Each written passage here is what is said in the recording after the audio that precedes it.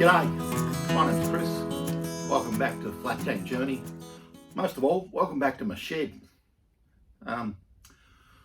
Spent a pretty busy time getting into the Torpedo, and I'm making a top, a start and a finish for what I think is 6 hours worth of work, which is really funny and condenses down to about 10 or 12 minutes. When you look at it, it's interesting to note how long something took, and that's what it is. I'm kind of sitting in the aftermath. All of this is really work on the footrests and the brake pedals and making another brake pedal and a whole range of things. So look, enjoy the video, like, comment, subscribe, whatever. It's all good. Cheers.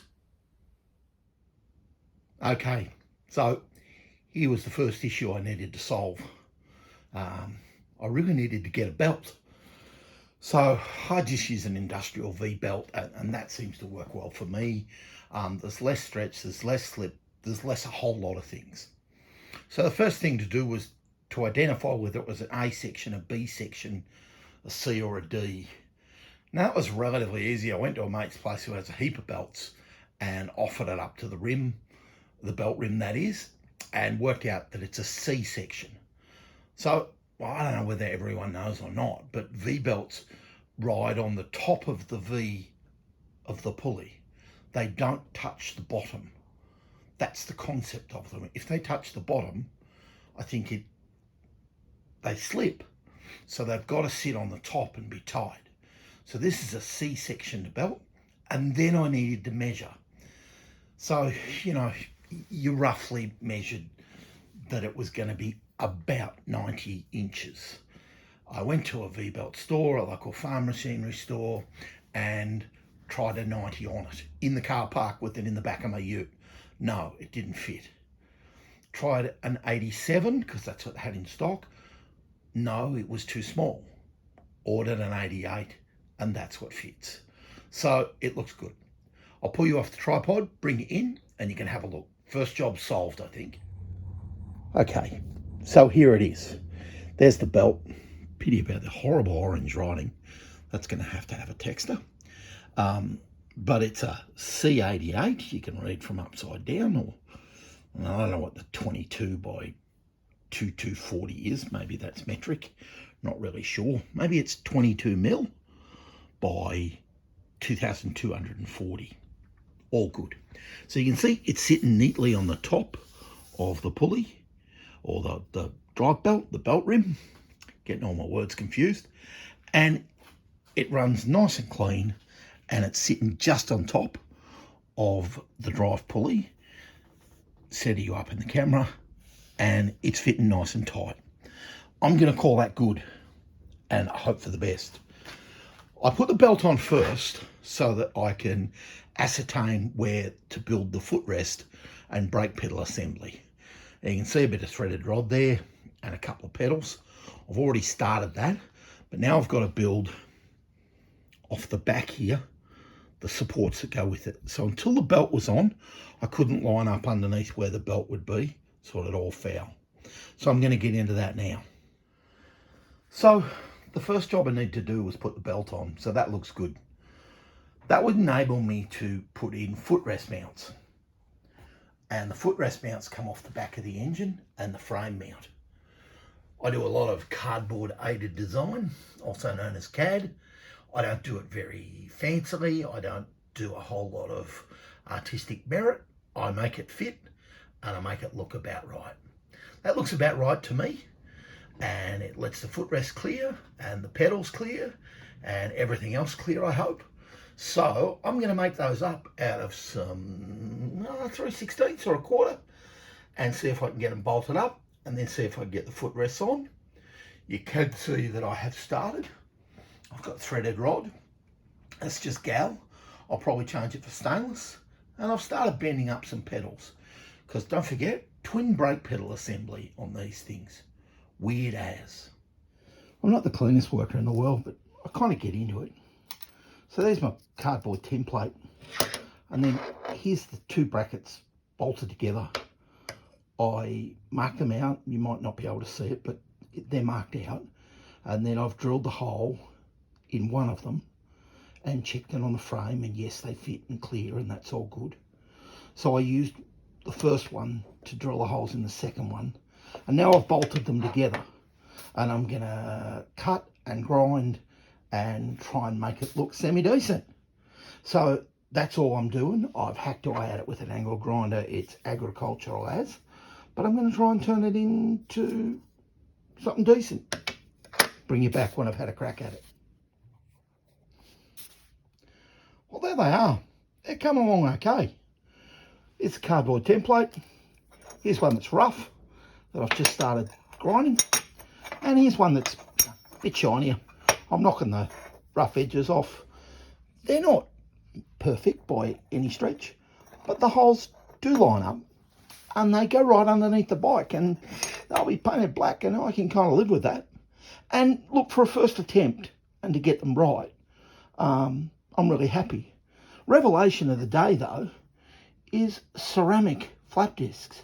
Holy cow, did that thing pull some material off, to the point that I kind of had to be careful that I didn't pull too much off. It wasn't cheap. I got it at the big green store, Bunnings here in Australia, or whatever it is in another country. I paid a premium for it, I suppose, but boy did it do its job. And then I'm just tidying up with the traditional flap disc, 120 grit, just keeping it softer.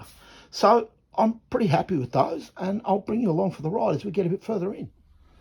Rightio, I think you can just see in there, I'm pretty hot and dirty and sweaty.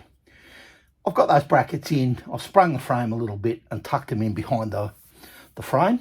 They're 3/16. I've got a thread caught there, and it's not quite as done up as evenly as I'd like. But, you know, the bracket is good, I think, and will certainly hold the footrests. And that's the way it's shown on the original diagrams, or more or less. Again, it's not a perfect reproduction because I don't have any parts to copy. I'm only trying to be faithful to what it was. As you can see, the belt's on and it clears the belt, so that's really cool. And now I'm going to get the threaded rod through and see if I've put everything in the right place to get everything to clear. I hope you can see in there. Don't suppose you'll ever know. If you can't see, you won't see it. So I bought little thrust bearings, little cuties. So the sideways pressure can be tightened up, and they get a 12 mil inside, and I think it's 26 mil, or yeah, just over an inch on the outside. So one of those is already on the threaded shaft that you can see there, and then the spacer goes in, and then I'm hoping, because I've just machined it, that this will fit just in there with a little bit of encouragement. Got a little burr somewhere.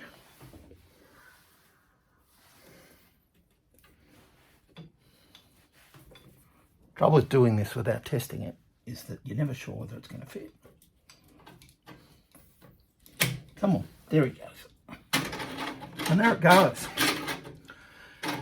And so that's the centre pivot for the right-hand side brake lever. And believe it or not, the brake lever is going to weld onto there. That's a really snug fit. And the right-hand lever is going to weld onto a spacer out here. Hard to believe, but that's what's going to happen. There it goes. It fits. And that's how the lever will work. And it'll be over behind the footrest on the right-hand side. Just dropped it. And the other will be over behind the footrest on the left-hand side, right-hand side. And they'll be in a pulling motion on two rods that go up through there. Anyway, more of that as it comes to light. I'm going to call that a success. Good result.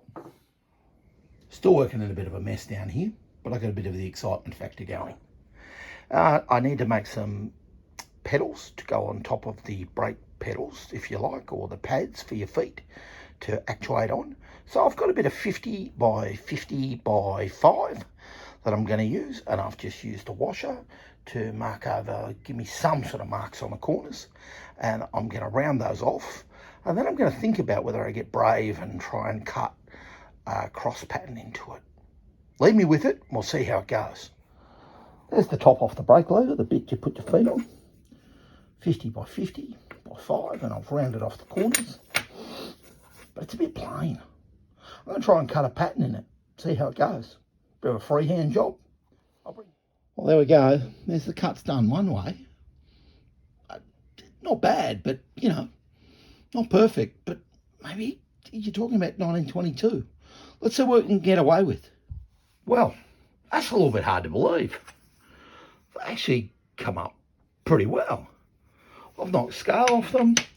I've cut a cross pattern into them. I've rolled the edges of them a little bit roughly with the 120 grit flap wheel.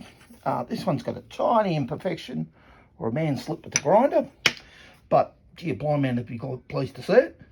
I feel like they need a slight roll in them or something, or a kink. So I might have a go at that, but I'm going to offer it up to the brake pedal and show you what it looks like. I think it looks super. Oh, this is all a bit hard to video, but I really like that. I think it looks like a brake pedal. And, you know, I think it's going to work. I think it needs a little kink backwards. So I might put a bit of heat and give it a kink. Wasn't super hard to make. I really am surprised. It kind of looks effective. Does it look authentic? I don't know. Not quite. Doesn't look like it's cast, but I think it's going to be okay. Anyway, onto it. Well, I'm really pleased with the outcome. It's not welded on, but that's got a little bend in it. Just teed it up, gave it a kink. And I also gave the brake lever a little kink up so that this will sit on the flat with the kink just down the back. Now, a bit hard to see because I haven't welded anything in place, but I'm really pleased. I've got the other one done on the other side as well, and that's good. But what I have worked out on the other side is that the brake lever I started with is not long enough. So I'm going to have to hook in and make another brake lever. Not a huge job and not a huge significance. So I'll get hooked into that, and I'll bring you back when I've got all that done, and maybe I've welded the pads onto the pedals. But overall, I'm going to call those little pads a huge victory. I actually didn't think they'd work out that well. And I know they're not original, but I really like them. I think they're effective, and they cost me 3/5 of nothing. Not really sure how long this video has gone for, so might be time to wrap it up for the day. I'm dirty and tired, and things are starting to get harder. Here's the left-hand side brake pedal, and I'm still really happy with it. I do need to make a new spacer where it goes to the frame.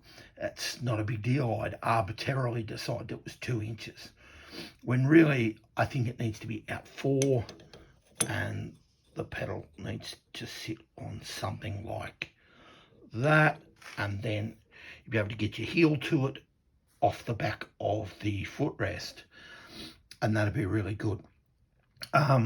It's quite wide with a footrest. That concerns me a little.